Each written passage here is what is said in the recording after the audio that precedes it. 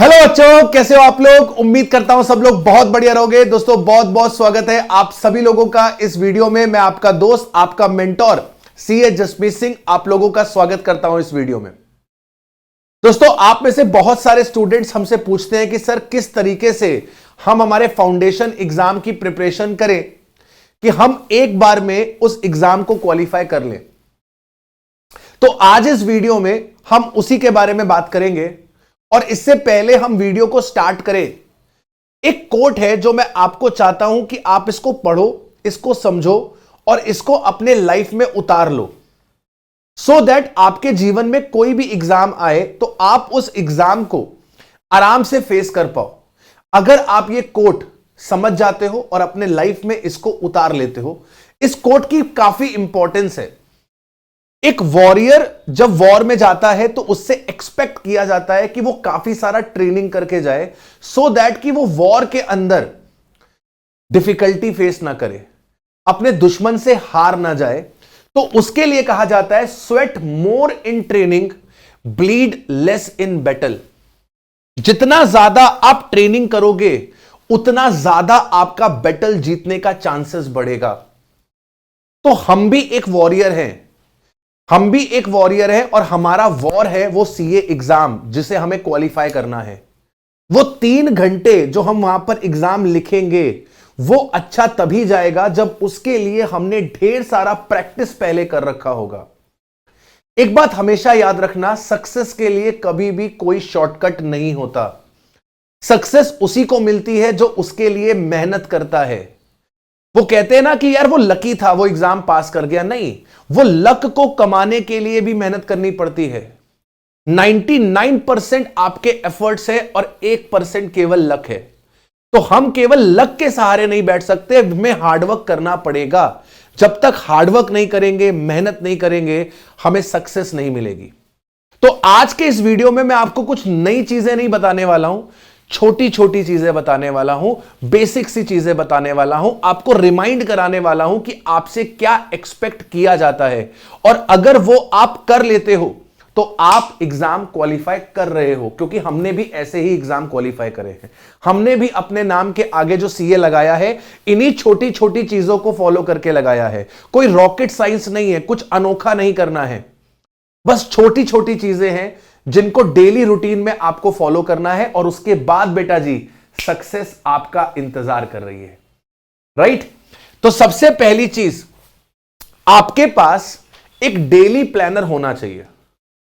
आपके पास एक daily planner होना चाहिए कि बाबू मैं सुबह कितने बजे उठूंगा, कितने बजे से लेकर कितने बजे तक मेरी क्लासेस हैं, क्लासेस के बीच में जो ब्रेक है मैं उसे कैसे यूटिलाइज करूंगा, क्लासेस कंप्लीट हो जाने के बाद मैं रेस्ट कितनी देर करूंगा, इंस्टाग्राम कितनी देर चलाऊंगा, व्हाट्सएप कितनी देर चलाऊंगा, स्नैपचैट कितनी देर चलाऊंगा, दोस्तों से कितनी देर बात करूंगा, फिर मैं कब डिनर करूंगा, कब होमवर्क करूंगा, कब रिवीजन करूंगा, कब मैं सो जाऊंगा और कब मैं उठूंगा।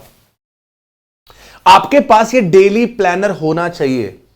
जैसे एक आर्मी में व्यक्ति जाता है, उसकी लाइफ में एक डिसिप्लिन होता है कि सुबह मुझे 4 बजे उठना है, नहा धो के मुझे एक्सरसाइज करनी है, एंड देन मुझे ट्रेनिंग करनी है, डिसिप्लिन तरीके से लंच करना है। 1 बजे लंच होता है तो 1 बजे ही लंच होगा, 8 बजे डिनर होता है तो 8 बजे ही डिनर होगा, रात को 9 बजे 10 बजे सो जाना है, मतलब सो जाना है। उस डिसिप्लिन के साथ जब आप चलोगे तभी आप अपने करियर को अचीव कर पाओगे।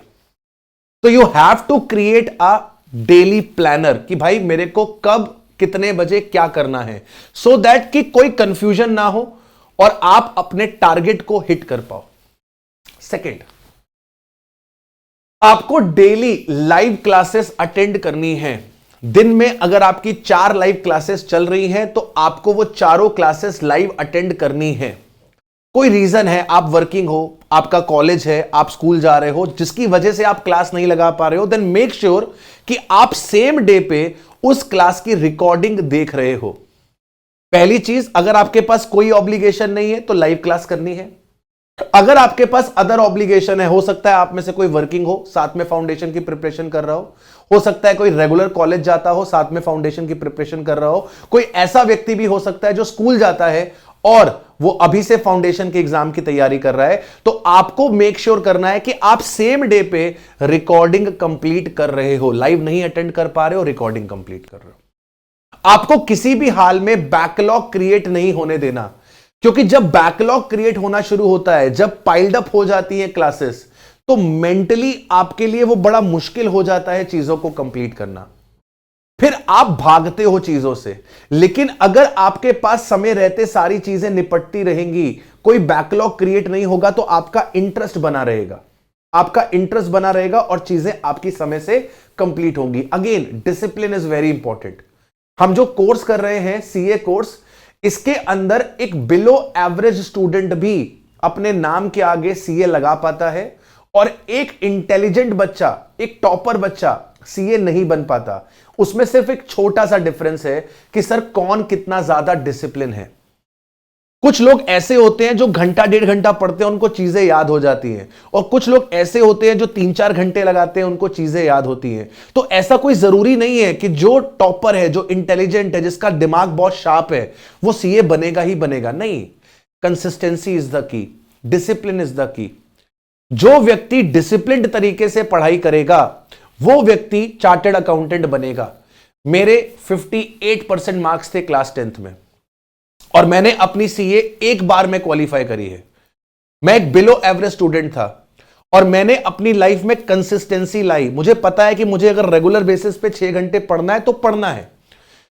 आपको डिसाइड करना है कि आपका टारगेट कितनी देर में पूरा होता है, आपको वो टारगेट अचीव करके चलना है। तभी मैं बोल रहा हूं कि आपके पास डेली प्लानर होना चाहिए और आपको उस प्लानर के हिसाब से चीजों को फॉलो करना है। अब वो कंप्लीट करने में 4 घंटे लगते हैं कि 6 घंटे लगते हैं कि 8 घंटे लगते हैं, हमें उसके हिसाब से चीजों को कंप्लीट करके चलना पड़ेगा।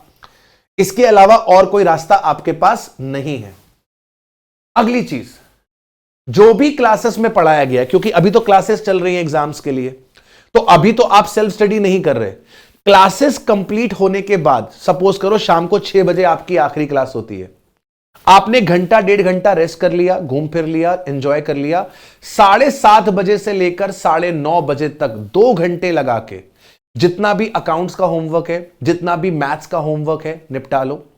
लॉ में सर ने जो भी पढ़ाया है रिवाइज कर लो। इकोनॉमिक्स में मैंने और लव सर ने जो भी पढ़ाया है आप उसे रिवाइज कर लो। तो रेगुलर बेसिस पे रिवीजन करना है और जो भी आपको होमवर्क मिल रहा है ये आपने करते चलना है। क्लासेस का फायदा तभी होगा जब क्लासेस के एंड पे आप उसका रिवीजन कर रहे हो। दिन खत्म हुआ, क्लासेस खत्म हुई, क्लासेस को रिवाइज करना मस्ट है। अगर आप क्लास रिवाइज नहीं कर रहे हो तो आपने जो भी दिन में 8 घंटे लगाए हैं क्लासेस में, वो आपके हो जाएंगे वेस्ट। उसका आपको कोई भी एडवांटेज नहीं मिलेगा। जब सिलेबस कंप्लीट होगा आपको लगेगा मुझे तो कुछ आता ही नहीं है। क्यों? क्योंकि आपने रिवीजन्स नहीं किया क्लास के बाद, आपने होमवर्क नहीं किया क्लास के बाद। चीजों को रिविजिट करना बहुत जरूरी है। अगेन बोलूंगा, बेसिक सी चीज है, एलिमेंट्री सी चीज है, यह आपको करनी चाहिए। लेकिन बहुत सारे बच्चे लापरवाही में कि यार छोड़ो, पढ़ तो लिया है ना सुबह क्लासेस में, क्या करना है रिवाइज करके। तो आपने जो क्लासेस लगाई हैं, जो टाइम वहां पर दिया है, अगर रिवाइज नहीं करोगे तो वो टाइम आपका बर्बाद हो जाएगा दोस्त। आपके दिमाग से 50-60% चीजें ऑलरेडी निकल चुकी होंगी, तो उनको अगर रीगेन करना है तो रिवीजन इज मस्ट। तो जो भी क्लास में पढ़ाया गया है रिवाइज करेंगे। रिवीजन करते वक्त you have to make sure कि आप एक कॉन्सेप्ट रजिस्टर बना रहे हो अकाउंट्स के लिए और मैथ्स के लिए। जितने भी जर्नल एंट्रीज हैं, जितने भी लेजर्स हैं, जितने भी इंपॉर्टेंट एडजस्टमेंट्स हैं, चैप्टर वाइज आपके पास एक रजिस्टर में होने चाहिए।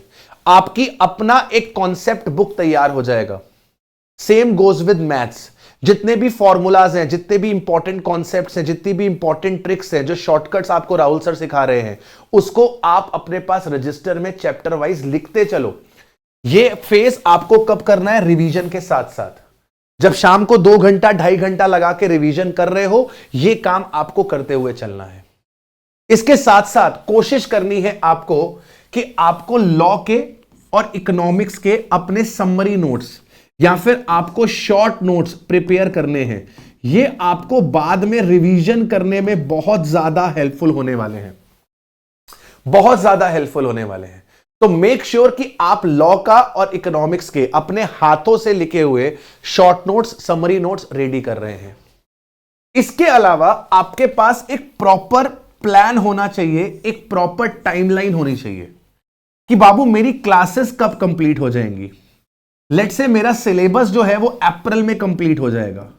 सर अप्रैल एंड तक हमारा क्लासेस कंप्लीट हो जाएंगी, ठीक है। क्लासेस कंप्लीट होने के बाद क्या, मई के महीने में हम क्या करने वाले हैं, मतलब हम कितने रिवीजन प्लान कर रहे हैं मई के महीने में, हम जून में क्या करने वाले हैं। हमारे पास ये प्रॉपर एक टाइमलाइन होना चाहिए डेट वाइज, सो दैट कि दिमाग सॉर्टेड रहे कि बाबू ये करना है, बाबू इतने मॉक टेस्ट देने हैं, बाबू इतने रिवीजन्स करने हैं। ये चीजें दिमाग में होनी चाहिए। जब तक चीजों को लिखोगे नहीं तब तक उस पे इंप्लीमेंटेशन नहीं हो पाएगा। सारी चीजें दिमाग में नहीं रह सकती। अकाउंटिंग क्यों करी जाती है, क्योंकि सारा हिसाब दिमाग में नहीं रख सकते, उसको लिख लेते हैं ताकि कोई भी दिक्कत आएगी तो देख लेंगे। तो वैसे ही आपका जो करियर है ना, आपके जो गोल्स हैं, उन गोल्स को अचीव करने के लिए प्लान लिखा होना चाहिए कि हमें कब क्या करना है। ये चीजों को लिख दो, अपने आप को एक डेडलाइन दो कि जून 2024 मेरा लास्ट अटेम्प्ट होगा फाउंडेशन का। मैं जून 2024 के बाद फाउंडेशन एग्जाम नहीं लिखूंगा। ये डेडलाइन दो अपने आप को, तभी पढ़ाई हो पाएगी। अपने आप को एक डेडलाइन दो कि भैया मई 25 में मेरा इंटर क्वालिफाई होगा। अपने आप को एक डेडलाइन दो कि मई 28 में मैं चार्टर्ड अकाउंटेंट बन जाऊंगा, मेरे नाम के आगे सीए लग जाएगा, चाहे तो मई 28 में चाहे तो नवंबर 27 में। अपने आप को एक डेडलाइन दो। जब तक डेडलाइन नहीं दोगे, सीए ऐसा पेपर है, इसके फेलियर के लूप पे एक बार फंस गए तो फंस गए। अभी भी समय है, करियर शुरू हुआ है। जितना जल्दी आप इसको समझ लोगे उतना आपके लिए बढ़िया है। अब सर आपने इतना सारा रायता हमको दे दिया कि ये करो ये करो ये करो, हम मौज कब करेंगे सर? जीवन को एंजॉय करने का भी तो यही उम्र है। बिल्कुल सही है सर, एंजॉय करने की भी यही एज है। तभी मैं आपसे बोल रहा हूं ना कि डेली प्लानर बनाओ। उस डेली प्लानर में आपके पास आपकी हॉबीज के लिए, आपका जो भी इंटरेस्ट है उसके लिए आपके पास 1 से 1.5 घंटा होना चाहिए। उस 1 से 1.5 घंटे में अपनी हॉबी को परस्यू करो ना, अपने माइंड को रिफ्रेश करो ना। गाना गाने का शौक है, सिंगिंग करो। क्रिकेट खेलने का शौक है, क्रिकेट खेलो। वॉक करने का शौक है, जिम जाने का शौक है, जिम जाओ, एक्सरसाइज करो। जो भी करने का मन है 1 से 1.5 घंटा अपने आप को डेली बेसिस पे दो। दिन में 24 घंटे होते हैं। 24 घंटे को अगर ठीक तरीके से प्लान करोगे तो प्रॉपर स्लीप भी ले पाओगे, प्रॉपर क्लासेस भी हो पाएंगी, प्रॉपर रिवीजन भी हो पाएगा, प्रॉपर एंजॉय भी हो पाएगा। लेकिन अगर प्लान नहीं करोगे, हैफेजर्ड मैनर में चीजों को चलाओगे, तो कहीं ना कहीं कुछ ना कुछ चीजों को मिस करोगे। या तो पढ़ाई मिस करोगे या तो एंजॉयमेंट मिस करोगे। तो you have to make sure कि आपके पास एक प्रॉपर प्लान होना चाहिए। इसके बाद आपके पास एक वीकली सेल्फ रिवॉर्ड होना चाहिए। अगर आप अपने पूरे हफ्ते का टारगेट मीट आउट करते हो तो आप खुद को रिवॉर्ड दोगे।